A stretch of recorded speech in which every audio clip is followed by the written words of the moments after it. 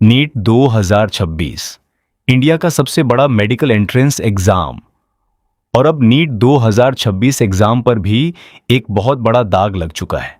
जबकि एनटीए हर साल बहुत बड़े बड़े दावे करता है, high security, AI surveillance, GPS tracking, police escort, central monitoring, और इस साल भी एग्जैक्टली वही हुआ।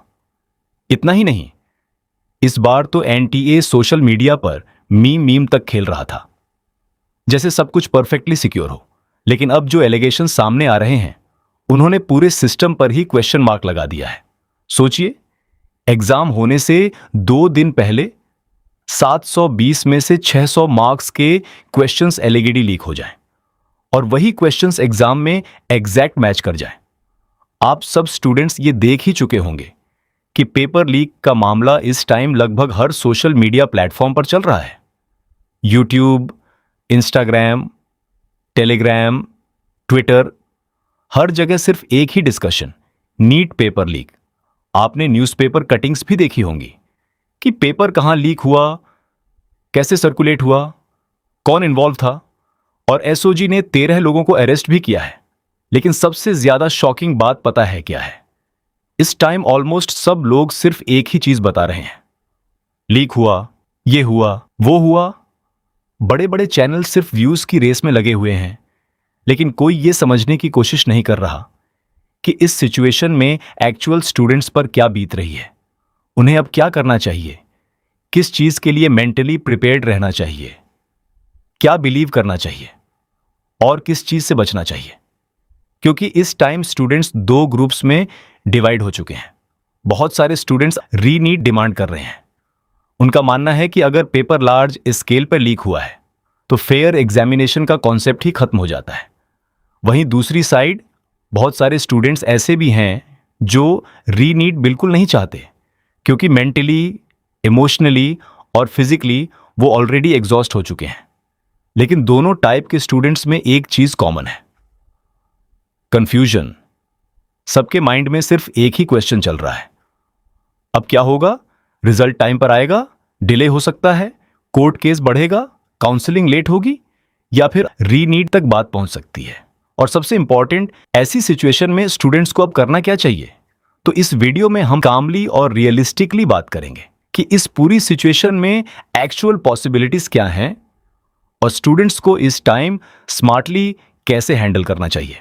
तो सबसे पहले एक इंपॉर्टेंट बात समझ लीजिए, अभी ऑफिशियली फाइनल कंक्लूजन नहीं आया है, इन्वेस्टिगेशन कंटिन्यू हो रही है, और इसी वजह से इस टाइम सोशल मीडिया पर फेक पीडीएफ्स, फेक नोटिसेस और एडिटेड कोर्ट ऑर्डर्स बहुत सर्कुलेट होने वाले हैं।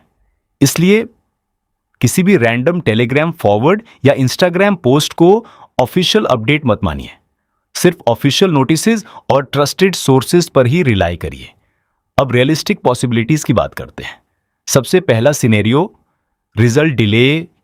देखिए, ऐसा जरूरी नहीं है कि रिजल्ट डिले हो ही, लेकिन अगर इन्वेस्टिगेशन रैपिडली एक्सपैंड होती है, कोर्ट क्लैरिफिकेशन पेंडिंग होता है, या अथॉरिटीज को लार्ज स्केल वेरिफिकेशन करना पड़ता है, तो डिले पॉसिबिलिटी को कंप्लीटली इग्नोर भी नहीं किया जा सकता।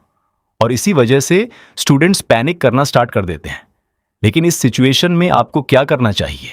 सबसे पहले ओवरथिंकिंग बंद करिए।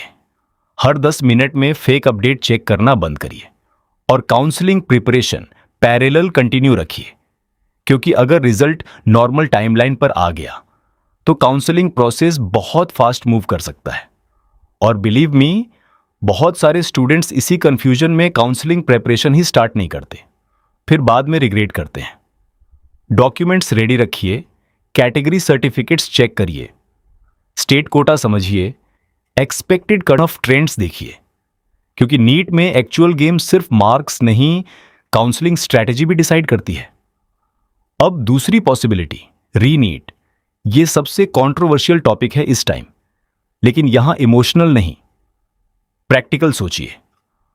रीनीट कोई छोटा डिसीजन नहीं होता। उसके लिए अथॉरिटीज और कोर्ट्स जनरली ये देखते हैं, लीक कितना वाइड स्प्रेड था, कितने स्टूडेंट्स अफेक्टेड हुए, और क्या एग्जामिनेशन इंटेग्रिटी जेन्युइनली कॉम्प्रोमाइज हुई। अभी ऑफिशियली रीनीट अनाउंस नहीं हुआ है, लेकिन लीगल प्रेशर और पिटिशंस डेफिनेटली इंक्रीज हो सकती हैं। और इसी वजह से स्टूडेंट्स को मेंटली दोनों सिचुएशंस के लिए प्रिपेयर्ड रहना चाहिए। अगर रीनीट नहीं होता तो काउंसलिंग प्रिपरेशन इंपॉर्टेंट होगी, और अगर होता है तो रिवीजन टच में रखना इंपॉर्टेंट होगा। इसलिए कंप्लीटली बुक से डिस्कनेक्ट मत हो जाइए। अब तीसरी पॉसिबिलिटी, कोर्ट इन्वॉल्वमेंट। अगर मैटर और बड़ा होता है तो हाई कोर्ट या सुप्रीम कोर्ट लेवल तक डिस्कशन जा सकता है। और यहां एक इंपॉर्टेंट बात समझ लीजिए, हर वायरल वीडियो को फाइनल ट्रूथ मत मानिए। अब एक और realistic possibility, result normal timeline पर भी आ सकता है, क्योंकि कभी कभी इन्वेस्टिगेशन और रिजल्ट प्रोसेस पैरेलल भी चलते हैं। तो सिर्फ नेगेटिव असम्पशंस बनाकर खुद को मेंटली टॉर्चर मत करिए। सबसे डेंजरस चीज इस टाइम क्या है पता है? अनसर्टेनिटी, ना क्लियर रिजल्ट अपडेट, ना क्लियर रीनीड कॉन्फर्मेशन। और इसी अनसर्टेनिटी में स्टूडेंट्स मेंटली ब्रेक होने लगते हैं।